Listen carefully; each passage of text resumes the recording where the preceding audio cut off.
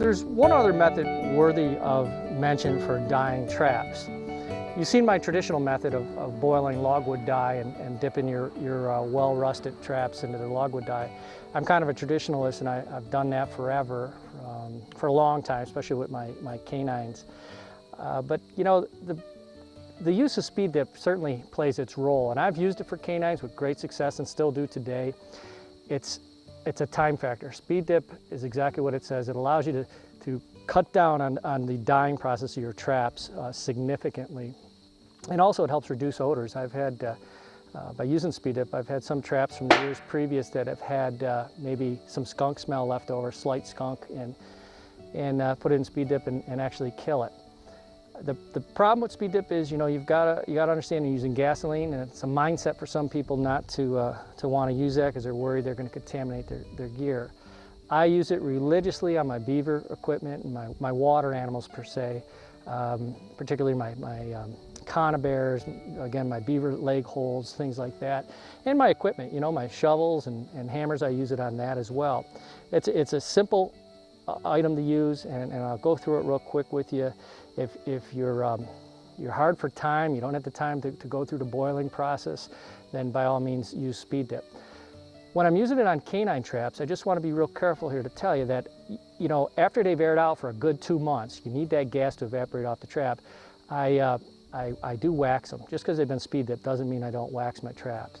And also with canine traps, you want to be very, very careful that when you're putting speed dip, you're using speed dip on them, that you clean out in between the holes on the springs. Make sure you clean your traps well, because any dirt or debris that's in there, and you put it in a speed dip, that gasoline will stay in there, and even after you wax and everything, just keep emitting odor on you. So you got to make sure your traps are very clean.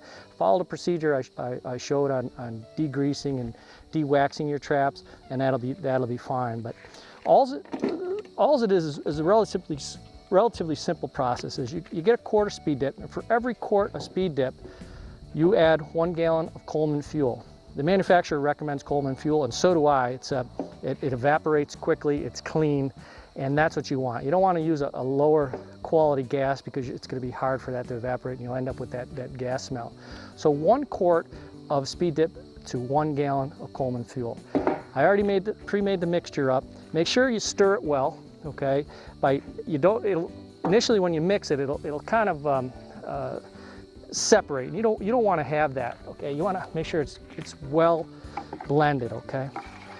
And for sake of conversation, I've already dipped one little of my canine traps, all right? And you can kind of see the color you're going to get on it. It's a nice black. Right now it's kind of sticky, all right? But as that gas evaporates and you give it a couple of months to air out, it'll be just as clean as what you saw with the boiled traps. So that's kind of the gist of it. If you don't like the first coating you put on your traps, okay, then you can re-dip. You certainly can put them back in there. You can see where there's a nice rust, the black in the speed dip kind of adhere to it. Where there's any rust that hadn't taken, particularly on this one, is on the pan, you can see it's a little lighter color. That doesn't really matter.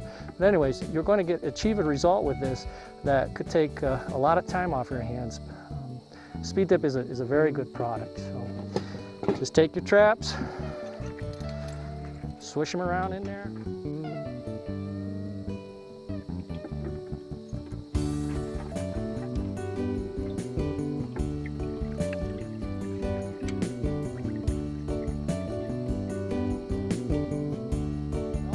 Be very careful when using speed dip. It's a petroleum-based product. I mean, you're actually using gas. So I highly recommend rubber gloves, and if you're worried about your eyes, wear eye protection for sure. And by all means, don't be around any flames. I mean, this is highly flammable stuff. Do it outdoors. This is an outdoor project, well ventilated. And today's a little breeze, so I don't have to be smelling gas, and I certainly don't have to go home smelling like gas. So I like to do my speed dip, all in one day, get it all out of the way so I don't have to revisit it. I don't save one container over from the next year if I don't use it all up. I discard it properly, but if you want, you can also cap speed dip, put a cover over your bucket and save it. Remember to mix it well though, and sometimes it likes to separate, and you got to keep it mixed well so you get a nice coating on your traps. But again, I guess if there was a warning, be very careful, be outdoors, be in a well-ventilated area, you're working with gas, and by all means be near no flames whatsoever.